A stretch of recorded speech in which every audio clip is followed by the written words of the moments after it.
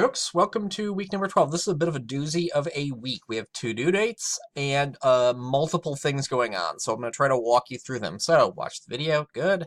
Look for an email regarding peer review. Much like Essay 2, I'll set this up the same way. It'll be in Google Docs or Google Drive.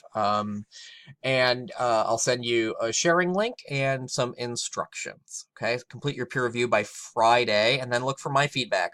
Generally, I spend my Fridays working on getting you guys feedback and working on on the class in general.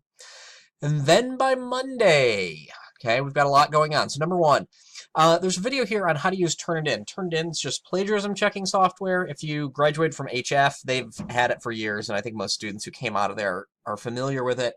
All it really does is identify places where the text in your paper lines up identically with text in other sources.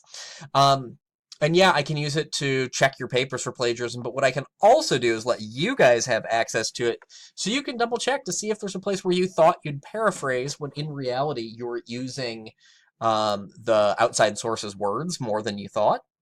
Or a place where you simply forgot, say, quotation marks, okay? So feel free to run your own papers.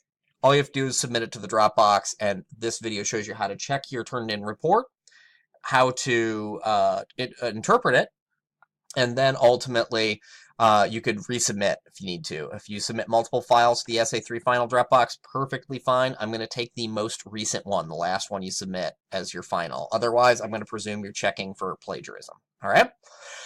Then we're going to move on to Essay 4 this week. Why? Well, it buys us an extra week to do research on your long essay. This is a 7 to 10 page paper. This is your long research essay. And the more time we've got to work on it, I think the better off we are. So I want you to take a look over the assignment. It's pretty open, but I do want you to read that. Watch the video on the research process, and then download the proposal template and submit a proposal for Essay 4. The other thing starting it this week does is gives us a little bit of breathing room such that if you need to totally redo your proposal, because your topics, I don't think is going to generate something helpful, or if it's way too broad and I just need you to focus down, it gives us some time to work through that without cutting too much into your ability to do research for the paper itself. So that's why I'm asking you to do that this week. So, like I said, a very busy week.